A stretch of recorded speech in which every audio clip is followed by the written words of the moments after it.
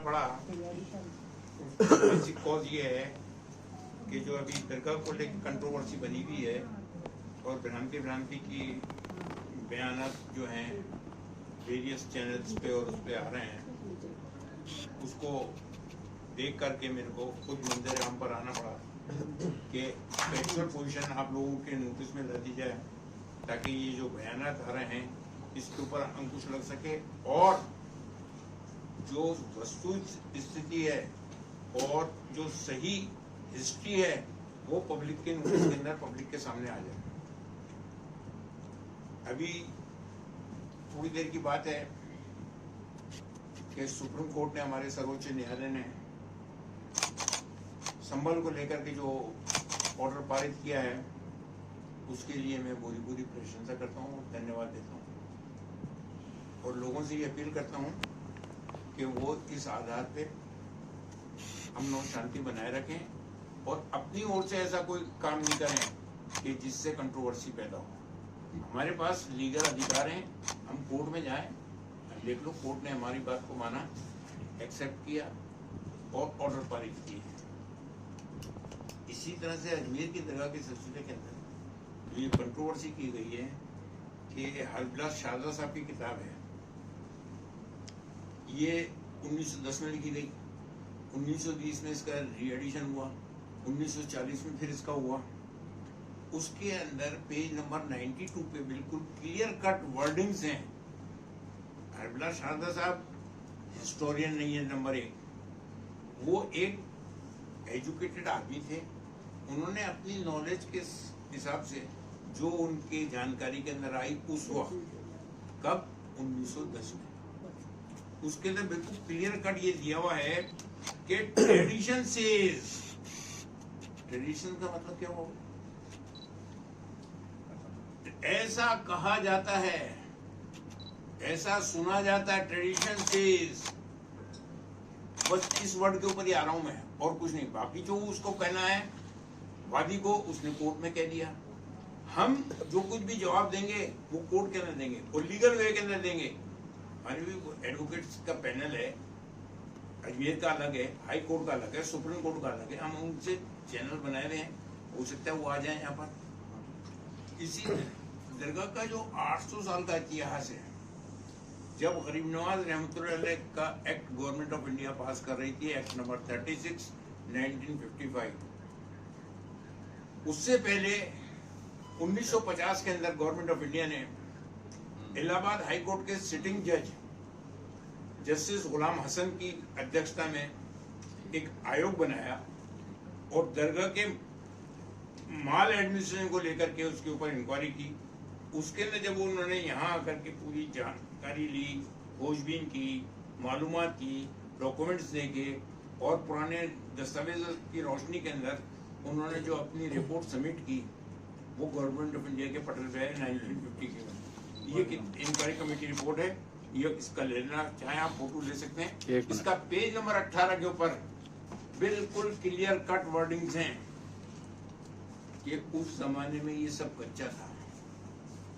जब गरीब नवाज रहमतुल्लाह तशरीफ लाए, उस जमाने में ये कच्चा मैदान था, उसके अंदर उनकी कब्र थी।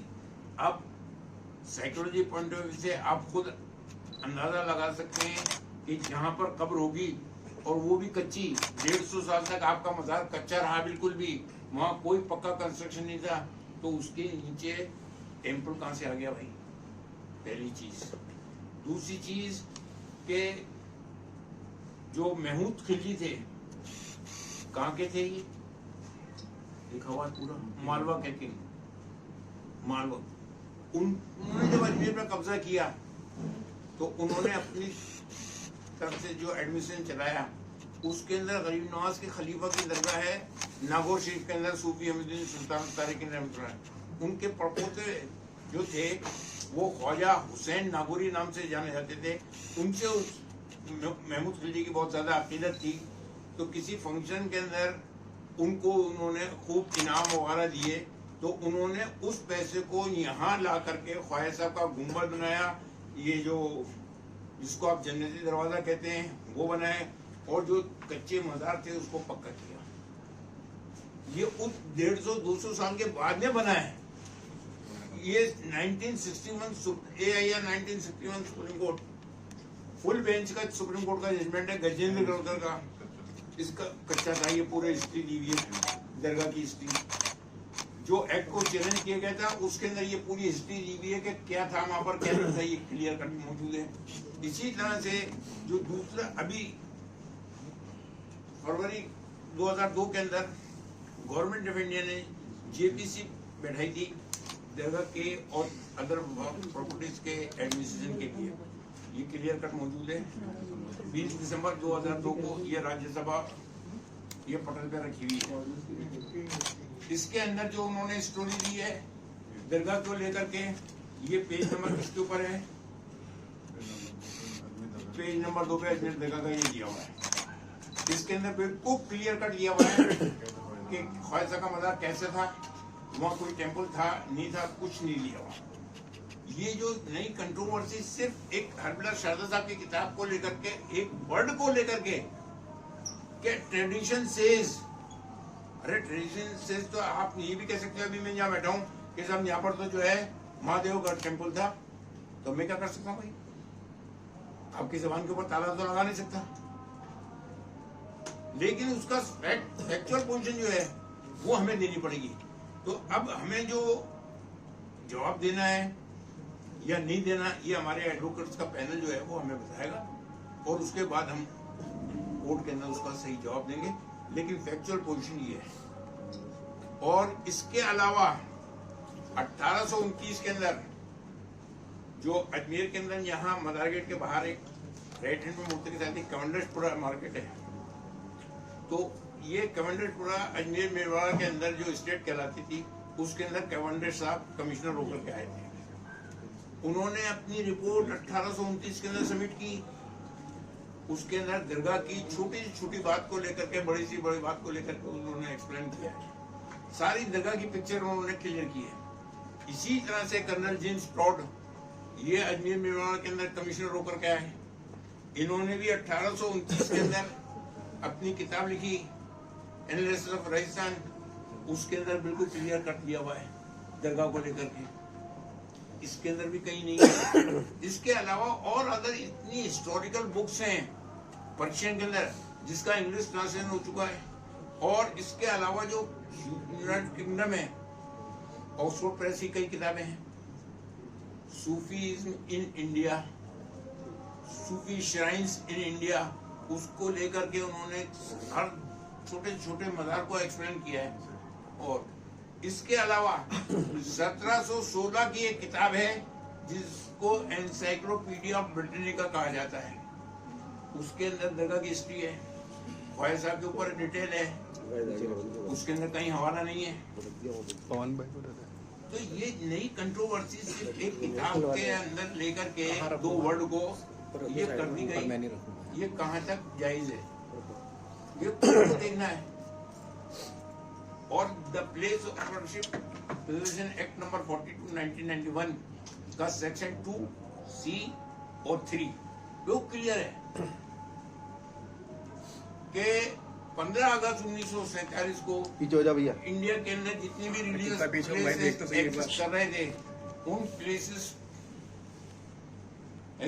प्लेसेस की position after passing the act as it is रहेगी, एक्सेप्ट बाबरी मस्जिद। बाबरी मस्जिद तो उन्होंने उस परव्यू से बाहर रखा। इसके अलावा समय समय पर जो हिस्टोरियन हुए हैं, हिस्टोरिकल हिस्टोरियन, उन्होंने जो अपनी बुक्स लिखी हैं इंडिया की हिस्ट्री के ऊपर, अजमेर की हिस्ट्री के ऊपर, अजमेर मेवाड़ की हिस्ट्री के कई किताबें हैं। जितने राणा सांगा जी का यहाँ पर वो हुआ, बाबर जब आया, मुगल ने जब आए तो वो आए 1526 के अंदर, और गरीब नवाज रहमतुल्लाह की तशरीफ आवरी हुई 1195 के अंदर। उनकी डेथ कब हुई? 1236 के अंदर। मुगल कब आते हैं? 1526 के अंदर। कितने साल का फर्क है?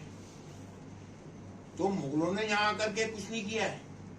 जो ये कंट्रोवर्सी की जाती है मुगलों ने कर दिया या मुगलों के वंशज हैं, तो उन वंशजों से बात करो। हम ख्वाजा साहब के वंशज हैं, हम अपने हिसाब से जवाब देंगे। उनके मज़ारात से यहाँ की दरगाह का कोई ताल्लुक नहीं है, उनके मज़ारात के ऊपर कोई नहीं जाता। ये सूफी सेंट जितने भी इंडिया के अंदर कर रहे हैं, दरगाह दिल्ली के अंदर कितनी दरगाह है, निजामुद्दीन औलिया रहमतुल्लाह, कुतुब साहब रहमतुल्लाह, नसीरुद्दीन शाह रहमतुल्लाह, बाकी बिल्ला रहमतुल्लाह, उनके मज़ारात पे क्यों जाते हैं लोग? कर्नल जेम्स टॉड ने अपनी किताब के अंदर लिखा है, वो बहुत बड़ा जासूस था अपने वक्त का, उसने लिखा है कि मैं हिंदुस्तान के कई स्टेट के अंदर जाने का मेरे को मौका मिला, लेकिन जब मैं अजमेर मेवाड़ स्टेट के अंदर गया तो मैं वहां क्या देखता हूँ कि एक कब्र लोगों के दिलों के ऊपर हुकूमत कर रही है। किताब में लिखा है उसने। और आज क्या है, लाखों हजारों परदेसी, हर मजहब और मिल्लत का आदमी, किसी भी धर्म का वो मानने वाला हो, वो आता है यहाँ पर। टिंकू अब्दुल रहमान जो मलेशिया का किंग था, 1962 के अंदर उसको वहां पर सपना आता है, ख्वाब आता है, उसको कोई परेशानी थी, उस परेशानी को लेकर के अजमेर की दरगाह उसको दिखाई गई कि वहां जाओ, वहां जाकर तो उन्होंने पंडित जवाहरलाल नेहरू जो थे उनको मैसेज किया, यहाँ इंतजाम हुआ, नसीर जो फिल्म एक्टर है उसके बाप आले मोहम्मद शाह यहाँ पर नाजिम थे, यूपीएससी से फर्स्ट नाजिम वो बने थे, उनको यहाँ मैसेज हुआ, वो बाकायदा यहाँ पर आए, यहाँ रिसीव किया, दरगाह शरीफ में गए, फतह पढ़ी, जो भी उनको अपनी रस्म करनी थी वो करी, आखिर के दिन उनको नमाज पढ़ने का मौका मिला, असर का हो गया था।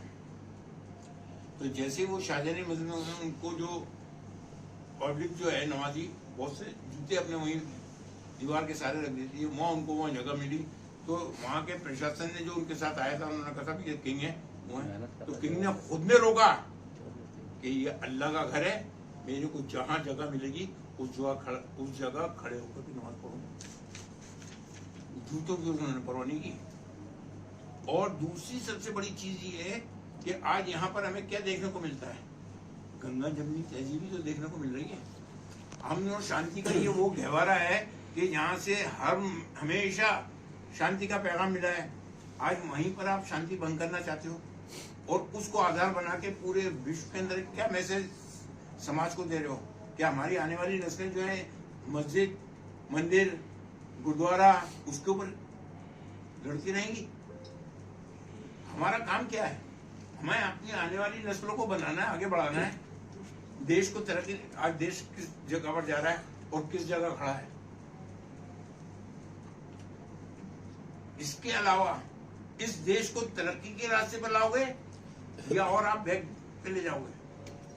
तो हम जो चीज कर रहे हैं ये तो आपके ये टीवी चैनल्स पे और इस पे आकर के अपना पर्पस सॉल्व करके चीप पब्लिसिटी हासिल करके चले गए। बाकी आने वाली नस्लें जो है यहाँ लड़ती रहेंगी। कौन था साहब कि फलाना था? ये खुद कितने क्रिमिनल हैं जो दावा करने वाले हैं? इनका बैकग्राउंड तो देखो, इनकी हिस्ट्री तो मंगाओ कि ये कितने हैं। कम से कम ये है कि हमें क्या करना है, क्या नहीं करना है। अदालतों का काम सीपीसी के हिसाब से जो है, कोई भी दावा लेके जाता है उसको एंटरटेन करना है। ये दावा लेके गए, उन्होंने उसको एक्सेप्ट कर लिया कि भाई ये इसको बहस के लिए रख लेंगे या इसको एडमिट कर लेते हैं, इसके ऊपर सुनवाई हो जाएगी, ये इसके लिए जाता। बाकी कोई ऑर्डर तो पास किया नहीं है। ऑर्डर पास करेंगे, फैक्चुअल क्वेश्चन सामने लाएंगे, हमारी भी ड्यूटी बनती है। अब के पार्टी किसको बनाया? 3 पार्टी, दरगाह कमेटी, गवर्नमेंट की बॉडी, ये अल्पसंख्यक मंत्रालय, ये गवर्नमेंट की बॉडी, और आर्काइव्स, ASI, ये गवर्नमेंट की बॉडी। तो आर्काइव्स का तो यहाँ से कोई लेना देना नहीं है, उसको खामखा बनाया। और इससे पहले एक और प्रोसीजर है सीपीसी के अंदर, एक गवर्नमेंट बॉडी के ऊपर जो भी कोई केस किया जाता है उससे पहले उसको सेक्शन 80 का नोटिस देना पड़ता है 3 महीने का, कि ये फैक्चुअल पोजीशन है, मैं आपके खिलाफ ये फलाना दावा दायर करने जा रहा हूँ, आप या तो इसको क्लियर करो अपनी पोजीशन को, वरना ही कोई सेक्शन 80 का नोटिस किसी तीनों पार्टी में से किसी को नहीं दिया गया। प्लस जो ख्वाहिशा का वंशज है, जिनके बाप दादा की दरगाह है, वो मजार है, उसको पार्टी नहीं बनाया। आप किस कैपेसिटी में चले गए वहां पर? गवर्नमेंट की कैपेसिटी में। तो गवर्नमेंट जवाब देगी, गवर्नमेंट का ये रिकॉर्ड है। गवर्नमेंट अपने लिखे से थूके को चाट नहीं सकती। जो उसने पोजीशन पहले क्लियर कर दी है इस स्थान को लेकर के, उसके अंदर अब क्या लिख के देगी भाई? मैं सारी बातों को लेकर के इस निष्कर्ष पर पहुंचा हूं कि the place of worship preservation act को जो खिलौना बना दिया गया है, उसके ऊपर कोई एक्शन नहीं हो रहा है, कोई उसके किसी भी सेक्शन के ऊपर कोई एक्शन नहीं लिया जा रहा है। तो केंद्र सरकार से मेरा निवेदन है कि वो इसको अमेंड करे, इसके अंदर ऐसे क्लोज लाए, ऐसे सेक्शन लाए कि जिससे इसके अंदर स्ट्रिक्टनेस पैदा हो, और ये जो खेल खेला जा रहा है बांटने का देश को, जनता के अंदर भ्रम पैदा किया जा रहा है, वो खत्म हो, ताकि हमारा देश जो है वो उन्नति के रास्ते पर गामजन हो सके। हम क्या कर रहे हैं? हमारी इन्हें जितने पॉलिटिशियन अलग अलग उससे जो बयान दे रहे हैं अलग अलग, किसी के बयान में जो है कहीं पे भी कोई अपील नहीं है। वो उधर से जहर उगल रहा है, वो उधर से जहर उगल रहा है, वो उधर से जहर उगल रहा है। तीनों को क्या कर क्या रहे हो भाई? आप जब तक के एक जगह पर बैठ करके सारी बातों के ऊपर आपस में मिलकर के डिस्कशन नहीं करोगे, इसका सॉल्यूशन नहीं निकलेगा और न निकलने वाला। आप पिछली ये भी क्या हुआ, अभी क्या हुआ जिसके ऊपर आज सुप्रीम कोर्ट को इंटरफेयर करना पड़ा। मैं सुप्रीम कोर्ट से भी अपील करता हूं कि वो सुमोटो इसके अंदर एक्शन ले, सुमोटो एक्शन ले, और उस सेक्शन को जिसको ये कहते हैं कि साहब इसके अंदर जो है सर्वे का कोई वो नहीं है प्रोविजन, तो उस पोजीशन को क्लियर करें अपने जजमेंट्स के अंदर। और मैं अपील करूंगा कि देश के अंदर शांति, अमन का माहौल, भाईचारे का माहौल बनाए रखें, और ऐसा कोई काम अपनी तरफ से नहीं करें जिसकी वजह से नई कंट्रोवर्सी पैदा हो। ठीक का पैनल है, वो अगर मशवरा देंगे तो अंजुमन तो बन गए हैं, अंजुमन तो उनका लुकआउट है, उनसे हमें क्या लेना। Being a spiritual head of the shrine सजादा नशीन, अगर हमें पार्टी बनना उचित होगा हमारे एडवोकेट की ओपिनियन के अंदर, तो हम बनेंगे। क्योंकि जाहिर सी बात, अभी गवर्नमेंट की बॉडीज को पार्टी बनाया गया है तो अब वो रिप्लाई देंगे, और हमें अगर जरूरत महसूस हुई कि नहीं है, अगर हमारा पक्ष सही रखा नहीं जा रहा का, जाहिर सी बात हम ख्वाजा के वंशज से पार्टी तो बनना है, तो इस पर लीगल एक्सपर्ट की ओपिनियन। ठीक। सर्वे की परिस्थिति अगर बन जाती है, मंदिर बताने के दावों की संख्या, ये मोहन भागवत जी ने 2022 के अंदर जो बयान दिया है कि हम हर मस्जिद में कब तक शिवालय ढूंढेंगे, कब तक ढूंढेंगे? ऐसे लोगों के ऊपर तो बैन लगना चाहिए जो नई नई बातें नींद में सो रहे हैं, उठ के आ गए, किसी ने कह दिया वहां पर ये हो गया, अब चले आए, आपने दावा कर दिया, ये इससे क्या कोई हल निकल रहा है और नई कंट्रोवर्सियां पैदा कर रहे हैं। Next question. वर्शिप एक्ट को लेकर आप लोग कह रहे हैं कि बार बार इसको मजबूत किया जाए, लेकिन अभी जो एक्ट है इसमें आप लोग को कहाँ खामियां दिखाई देती है? खामियां कुछ भी नहीं है, अगर उसके ऊपर सही इम्प्लीमेंटेशन हो जाए तो। देखिए, खामियां कुछ भी नहीं है। अभी जैसे रिसेंटली देखने में आया, प्लीज वो वर्शिप एक्ट का इंटरप्रिटेशन लोग अपने अपने हिसाब से कर रहे हैं। अब जैसे उसमें ये कह रहे हैं कि सर्वे पे कहाँ रोक है, उसके अंदर रिस्ट्रिक्शन नहीं है, तो हम चाहते हैं कि अगर कोई ऐसी कमियां निकल रही है और ऐसा रास्ता निकल गया, जैसे बीच में सुप्रीम कोर्ट का फैसला आया था, उसको बुनियाद बना के लोग बाग सर्वे की एप्लीकेशन लगा रहे हैं, तो हम चाहते हैं कि सुप्रीम कोर्ट से भी हम अपील कर रहे हैं कि वो भी सो मोटो एक्शन लेकर के इस पोजीशन को क्लियर करें, और भारत सरकार से तमाम पॉलिटिकल पार्टी से क्या आरोप प्रत्यारोप ना लगाएं, एक साथ बैठे। ये बहुत सीरियस इश्यूज हैं। आज इस दरगाह का नंबर है, कल किसी दूसरी जगह का नंबर, कल किसी तीसरे धार्मिक स्थल का नंबर आएगा, तो ऐसे लोगों को रोकना जरूरी है। ठीक। सर्वे की परिस्थिति अगर बन जाती है, ऐसी स्थिति में क्या किया जाना है? वो उस वक्त पढ़ के बताएंगे साहब, उन्होंने ऑर्डर क्या पास किया है, अभी एडवांस में कैसे बता दें? कोई कानूनी प्रक्रिया का जवाब कानूनी प्रक्रिया से दिया जाएगा। और दीवान साहब, ये बयानबाजी जो लगातार हो रही है, जैसा कि आपने भी कहा, जहर उगल रहा है, तो जल्दबाजी नहीं है? 20 तारीख का इंतजार। ये जल्दबाजी भी है, और बगैर सोचे समझे, बगैर पढ़े हुए, बगैर जानकारी में एक्चुअल पोजीशन लिए हुए आप बयान दे रहे हो। कल हमने बयान देखा उसमें, गवर्नमेंट ऑफ इंडिया को पार्टी बनाया है, तो ये गवर्नमेंट ऑफ इंडिया के डॉक्यूमेंट है, मेरे तो है नहीं। गवर्नमेंट ऑफ इंडिया इसके अगेंस्ट में जाके अपना दुखोवा चाट लेगी। कल हमने देखा एक माननीय मंत्री जी का बयान था, उनको ये नहीं मालूम कि ऑर्डर हुआ नहीं हुआ। वो कह रहे थे बकायदा ऑफिशियल उनका स्टेटमेंट है मीडिया पे कि साहब सर्वे का ऑर्डर हो गया तो क्या एतराज? अरे कहाँ ऑर्डर हो गया? आप क्यों भ्रमित कर रहे हैं देश में? अभी कोई ऑर्डर नहीं हुआ है। अभी सिर्फ कंसर्निंग पार्टीज को नोटिस जारी किया है, तो न्यायालय ने सुनवाई हेतु नियत किया है, लेकिन जिम्मेदार पद पे बैठे हुए लोगों को मालूम ही नहीं नीचे ऑर्डर हुआ है नहीं हुआ। ये हमारा कहना है, इसलिए दीवान साहब को सामने बैठना पड़ा कि आवाम में गलत मैसेज ना जाए, क्योंकि हमारे पास कल से बहुत फोन आ रहे हैं कि सर्वे का ऑर्डर हो गया, कोई ऐसा ऑर्डर नहीं हुआ अभी।